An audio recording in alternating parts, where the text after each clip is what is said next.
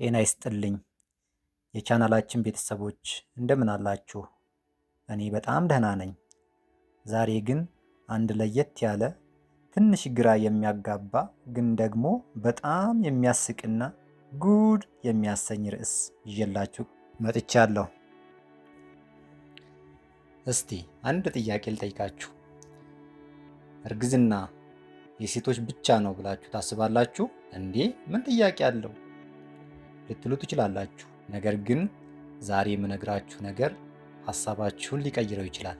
ሚስት አርግዛ ባለቤቷ አቅለሸለሸኝ፣ ሆዴን አመመኝ፣ ይህን ምግብ አማረኝ ሲል ሰምታችሁ ታውቃላችሁ? ወይስ እናንተ እናቶች ባለቤታችሁ አብሯችሁ ሲያመጥ አይታችኋል? ዛሬ ባለቤቴ አረገዘ የምንልበትን በሳይንሱ ደግሞ ኮቫድ ሲንድረም ተብሎ የሚጠራውን አስገራሚ የአባቶች እርግዝና ሚስጥር አንድ በአንድ እንፈትሻለን። ከቀልድ አልፎ ሳይንሱ ምን ይላል? ወንዶች ስለምን አብረው ያመጣሉ? እስከ ቪዲዮ መጨረሻ አብራችሁኝ ቆዩ። ምክንያቱም መጨረሻ ላይ የምነግራችሁ ነጥብ ለሁላችሁም አዲስ ሊሆንባችሁ ይችላል። ወደ ዝርዝሩ ከመሄዳችን በፊት ግን ለቻናላችን አዲስ ሲሆናችሁ ሰብስክራይብ ማድረጋችሁን፣ የቪዲዮ ርዕስ ደግሞ የሚገርም ነው ካላችሁ ላይክ ማድረጋችሁን አትርሱ። አሁን ቀጥታ ወደ ቪዲዮ። ኮቫድ ሲንድረም ምንድን ነው? ይህ አስገራሚ ክስተት በሕክምናው ዓለም ኮቫድ ሲንድረም ይባላል። ስሙ ኩቫር ከሚለው የፈረንሳይኛ ቃል የመጣ ሲሆን ትርጉሙም መፈለፍ ወይም መፈልፈል እንደማለት ነው። በቃ ባጭሩ ሚስት ስታረግዝ ባልየው አብሮ የእርግዝና ምልክቶችን ማሳየት ይጀምራል። በኢትዮጵያ ማህበረሰብ ውስጥ እርግዝናውን ተቀበለላት እንደሚባለው አይነት ማለት ነው። ነገር ግን ይሄ ነገር በጭንቅላት ውስጥ ብቻ ያለ ሳይሆን በወንዶች አካል ላይ እውነተኛ ለውጥ የሚያመጣ ክስተት ነው። እስቲ ምልክቶቹን አንድ በአንድ እንያቸው። ባለቤታችሁ እነዚህ ይታዩበታል? የመጀመሪያው የምግብ ፍላጎት ጉድ። ሚስት አፈር አማረኝ ስትል ባልየው እኔ ደግሞ ሎሚ በጨው ካልበላሁ ይላል። የጠዋት መታወክ። እናትየው ጠዋት ስትነሳ ማቅለሽለሽ ሲሰማት በሚገርም ሁኔታ ባልየው አብሮ ወደ ሽንት ቤት ሊሮጥ ይችላል። የሆድ መነፋት። ይሄኛው ትልቁ ጉድ ነው። ሚስት ሆዷ ሲገፋ የባልም ሆድ አብሮ ይገፋል።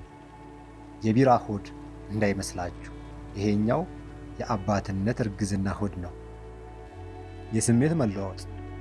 ያለ ምክንያት መበሳጨት፣ መቆጣት ወይም ልክ እንደ ነፍሰ ጡር እናቶች ስሜታዊ መሆን። አብሮ ማማጥ። በሚገርም ሁኔታ እናትየው ምጥ ላይ ስትሆን ባልየው አብሮ ሆዱን ይዞ ሲያቃስት ይታያል። ታዲያ ወንዶች ማህፀን ሳይኖራቸው ለምን እንዲህ ይሆናሉ? ሳይንስ 3 አስገራሚ ምክንያቶች አሉ። መጀመሪያው የፍቅር ኃይል። ባልየው ከሚስቱ ጋር ያለው ትስስር በጣም ጠንካራ ሲሆን አእምሮ የእሷን ህመም እንደራሱ አድርጎ ይተረጉመዋል። ሁለተኛ የሆርሞን ለውጥ። ይህኛው ነው ትልቁ ጉድ። እና ስታረግዝ አጠገቧ ያለው ባል ቴስቴስትሮን ወይንም የወንድነት ሆርሞን ይቀንስና ፕሮላክቲን የተባለው ሆርሞን ይጨምራል። ይህ ሆርሞን አባትየው ለልጁ ሩህሩህ እንዲሆን ያዘጋጀዋል። ሶስተኛ ጭንቀት። አባት ልሆን ነው እኮ የሚለው ሐሳብ በወንዶች ላይ ጭንቀት ይፈጥርና ወደ አካላዊ ህመም ይቀየራል።